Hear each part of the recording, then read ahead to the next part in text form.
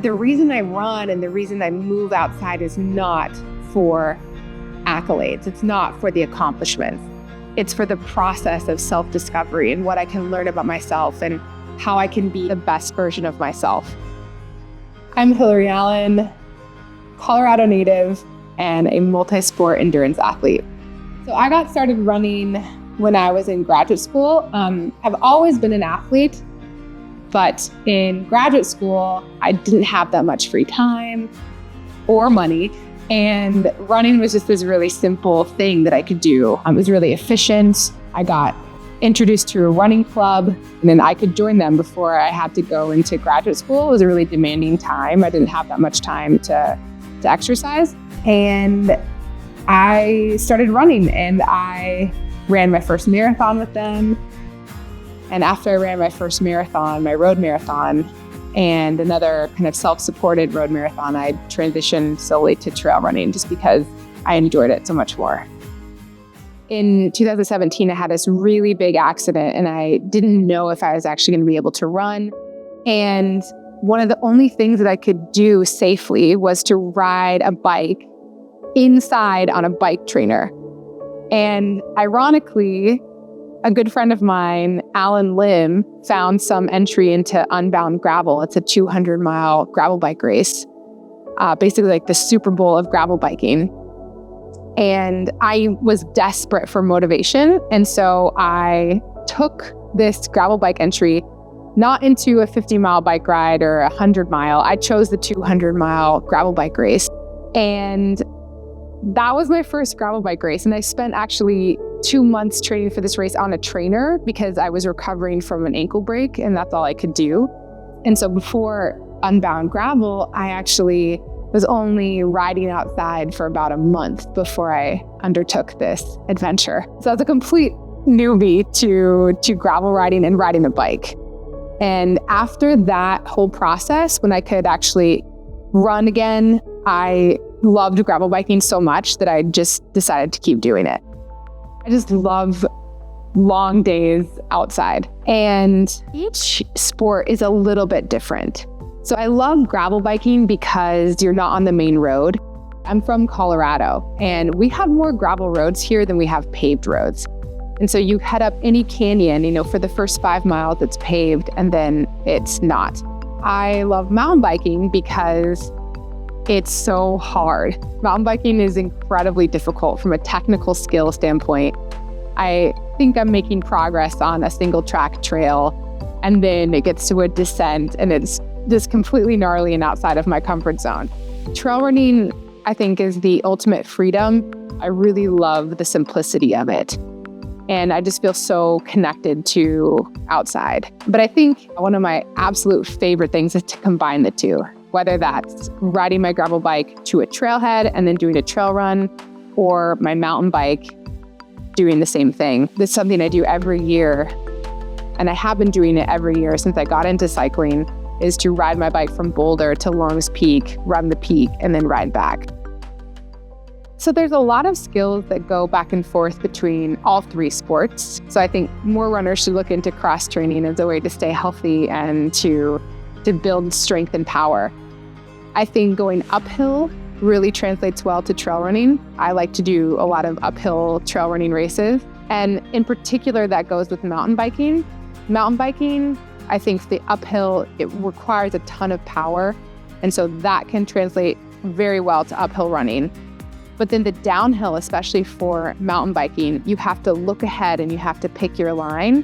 In trail running, you have to do that as well. So it helps me to visualize the trails and visualize where my feet are going.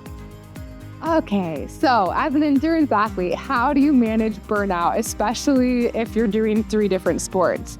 It's a real conundrum because to be an endurance athlete and to win races, it requires an intense amount of training, an intense amount of hours, hard workouts, missed social events. You're constantly tired and hungry.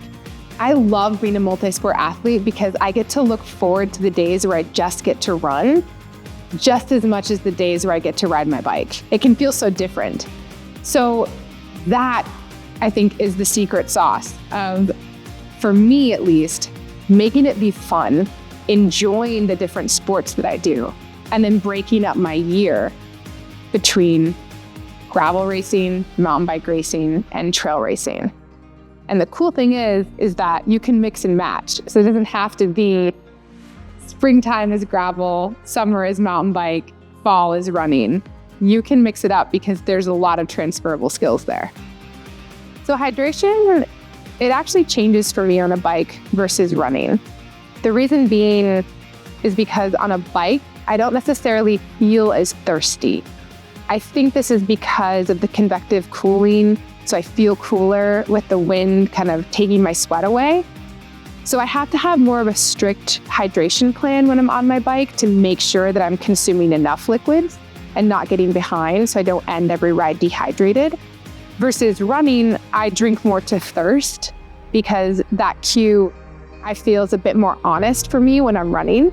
And I've spent more time running, so I think I'm more familiar with how much liquid I need to consume every hour. I think mental preparation is incredibly important as an endurance athlete.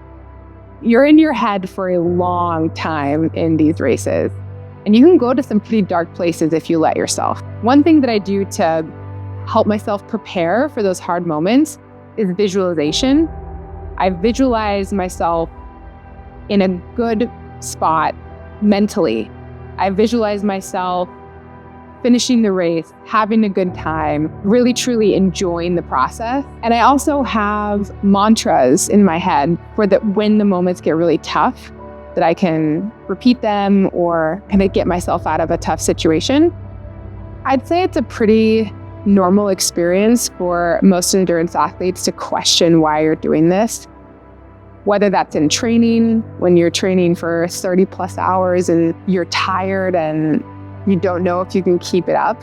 So for me, it's really important to have positive self-talk, and I think that cultivates self-belief. So in those moments where I'm feeling like I want to quit, I do focus on staying positive, but I'm not someone who likes to sugarcoat it.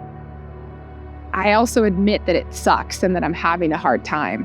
And I think admitting that to myself, it validates it, and then I'm able to spin it in a positive way. And so I have many mantras that I say to myself when I'm running. I literally just focus on one footstep at a time. And when I'm riding my bike, I think about it in a similar way, one pedal stroke at a time, or I break things up into digestible chunks to just get to the next aid station, to just make it over this next climb. It's little things of little mini goal setting that helps me to break through that moment when I'm feeling like it's really hard and I want to quit. So I think I've had more tough moments on the trail in general than I've had perfect and magical moments. But I think that's why I love being outside, running or riding, is because it teaches you to be resilient. And to be honest, the tougher moments are what keep me coming back because I get to learn about myself. The biggest piece of advice I would give anyone trying to be a multisport athlete is to be patient with the process. But also, most importantly, I think have fun, because it's supposed to be, the whole process is supposed to be fun. And that's what's allowed me to become a multisport athlete, is because I looked forward to the challenges and learning a new sport. I'm Hillary Allen, Multisport Up.